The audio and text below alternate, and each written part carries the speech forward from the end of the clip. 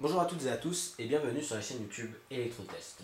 Aujourd'hui pour vous, nous allons vous montrer un test de Forza Motorsport 4 ou plutôt une démonstration, en fait mon ressenti clairement sur le jeu puisque moi je connais pas tous les recoins du jeu, enfin bref, je ne vais pas vous faire un test détaillé et complet, je vais juste vous donner mon ressenti sur ce jeu. Donc ce jeu qui est une simulation de voiture de course, ça je pense que vous le savez, une très bonne simulation même, développée par Turn 10 et les studios de Microsoft. Alors c'est le concurrent direct de Gran Turismo 5. Gran Turismo 5, je dirais, ils ont un petit peu foiré Sony sur ce coup-là. Enfin, je sais plus qui le développe d'ailleurs, Gran Turismo 5. Enfin bref, c'est une exclusivité PS3. Et ils l'ont un peu foiré. Forza avec Turn 10 en ont profité pour prendre les devants sur la simulation automobile. Et ils y ont très bien arrivé. Enfin, voilà. Donc on se retrouve sur un menu plutôt simpliste au démarrage. On clique sur A et ça va ouvrir le menu principal. Donc le menu principal qui comporte 6 onglets. Et sur la droite, vous allez directement voir installer le disque 2. En fait, donc je vous explique, vous avez 600 voitures à peu près, il me semble, dans le jeu. Enfin, c'est assez énorme. Et vous, en fait, il y a deux disques dans la boîte. Il y a un disque pour faire fonctionner le jeu. Et on a un disque aussi également pour installer les voitures qui ne pouvaient pas être installées sur un premier disque parce qu'il n'y avait pas assez de place. Et du coup, moi, vu que j'ai une Xbox 64 Go, j'ai plus assez de place et je peux pas installer, il me manque 150 voitures, c'est un peu dommage. Mais bon, ils pouvaient vraiment pas le faire entrer dans un CD et à 100 € le disque dur de 150 Go, je vous avouerai que c'est un petit peu les boules. Enfin bref. Voilà. Donc on a le mode carrière, communauté, c'est tout ce qui est du jeu en ligne, Autovista, qui est un mode que je vais vous montrer tout de suite, jeu libre pour faire des courses libres, et le marché Xbox Live pour voir les DLC et installer le disque 2, je vous expliquais. On va direct passer au mode Autovista. Donc là vous voyez que voilà, je dois installer sur le disque 2 toutes ces voitures. Donc ça c'est juste pour l'Autovista. Hein. Donc ça c'est quand même un peu dommage.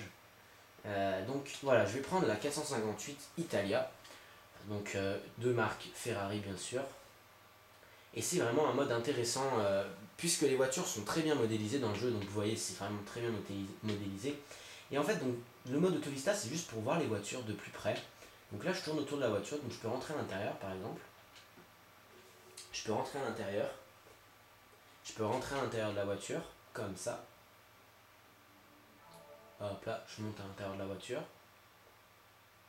Donc vous voyez que tout a été modélisé, c'est vraiment parfait. Je peux même avoir des infos. Là je peux démarrer le moteur.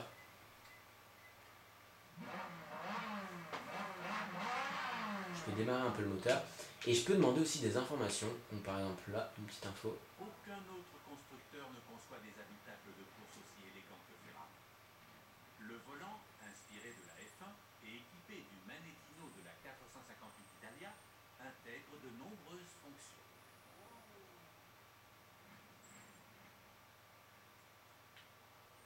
Donc vous voyez que c'est quand même assez complet les explications, je trouve ça sympa. Et vous en avez pour vraiment beaucoup de choses.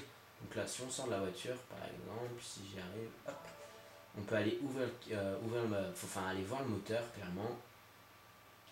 Donc ça c'est une petite option, c'est un petit détail, mais je trouve ça vraiment sympa. Enfin bref, je vais pas tout faire. Mais ça je trouve ça vraiment un mode sympa. Bon ça c'est vraiment pour les fans de voitures, mais c'est quand même sympa. Bref, on va retourner sur ce menu et je vais vous présenter le mode carrière. Donc le mode carrière qui est assez simpliste. Le mode carrière je trouve qu'il manque un petit peu de...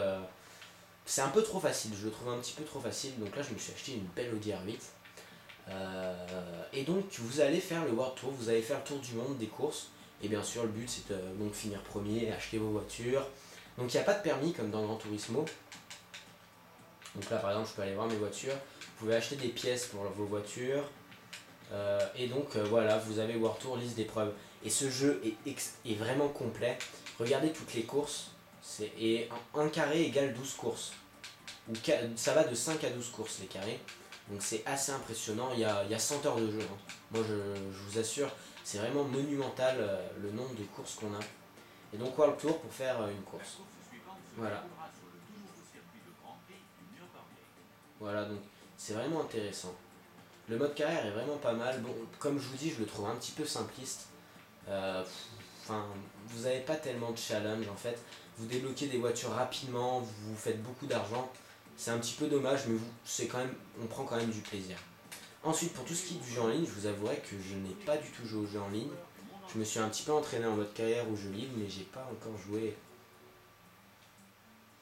Ok.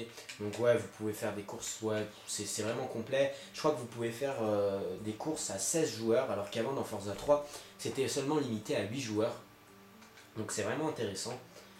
Et moi je vais vous montrer une course en jeu libre. Donc on va faire une course rapide.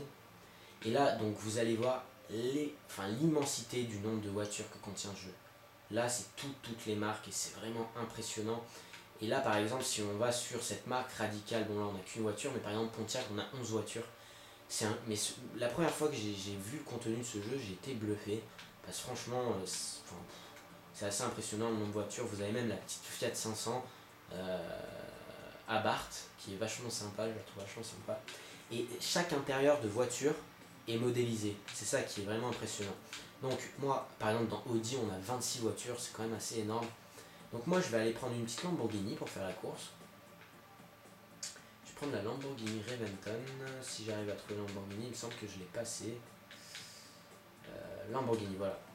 Donc voilà, donc là vous avez beaucoup de voitures, donc les Lamborghini. Ah, il y a la Gallardo. Et vous voyez, la Gallardo, elle est installée sur le disque 2, donc je peux pas la prendre, pardon. Et donc on a vraiment, voilà, par exemple la Murcielago qui est vraiment jolie. Ouh, elle est vraiment belle, hein. Je pense que je vais prendre elle. Ouais. Donc là, à chaque fois, vous pouvez voir votre voiture avant. Mais c'est pas le mode Autovista, c'est juste, vous pouvez la voir. Mais elle est vraiment jolie cette Lamborghini. Enfin bref, voilà. Continuer, non. Ok, continuer, ok. Voilà. Et là, vous choisissez votre circuit. Et là, c'est assez impressionnant aussi. Il y en a vraiment beaucoup. Moi, je vais prendre celui des Alpes bernoises qui est vraiment sympa. Hop, je vais prendre celui-là. Alors, un petit point négatif pour le jeu maintenant, c'est les chargements. Moi, j'ai pas la possibilité, c'est vrai, de l'installer sur ma console, mais les chargements, je vous assure, ils sont vraiment lents. Là, vous allez voir, c'est quand même assez lent les chargements. Ça, c'est un petit point négatif. On a un autre point négatif, c'est l'IA qui, je trouve, est pas assez présente.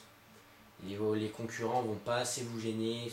C'est ce que en fait, je reviens à ça, c'est que le jeu est un petit peu trop simpliste. Vous allez quand même prendre, enfin, on prend énormément de plaisir, hein, jeuxvideo.com l'a noté quand même 17 sur 20, donc c'est pas pour rien. Mais l'IA est quand même un petit peu, je trouve un petit peu absente. Enfin, vous allez voir, c'est pas gravissime, mais c'est un peu gênant.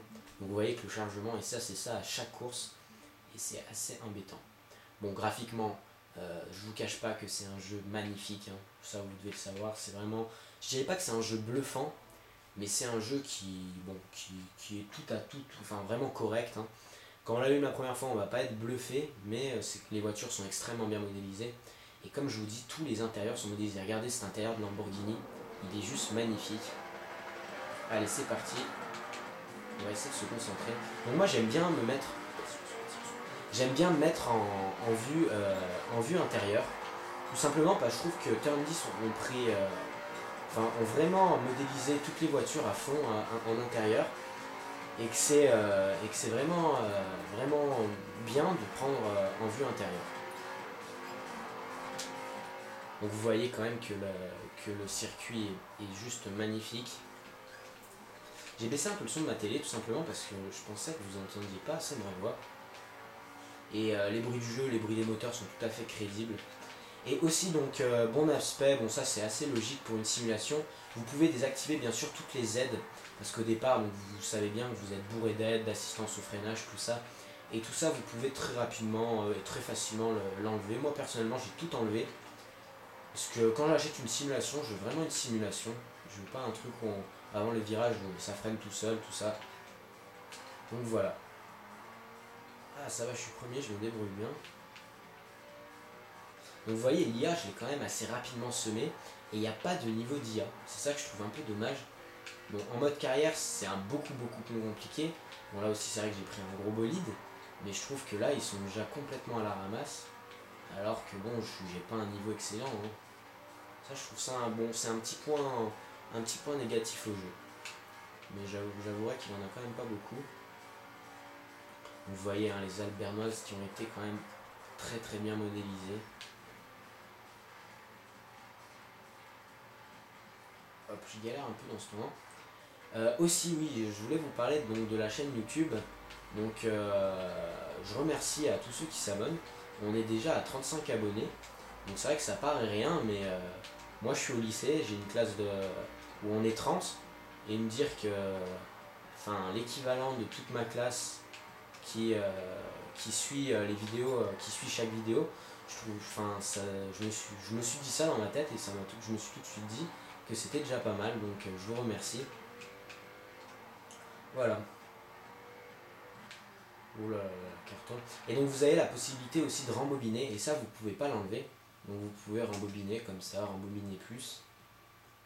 Hop, reprendre ici. Si vous êtes foiré, bon ça, après, quand on l'a sous le nez, je vous avouerai qu'on n'a pas trop envie de recommencer la course à chaque fois. Du coup, on a tendance à l'utiliser, mais ça ne nuit pas du tout au jeu.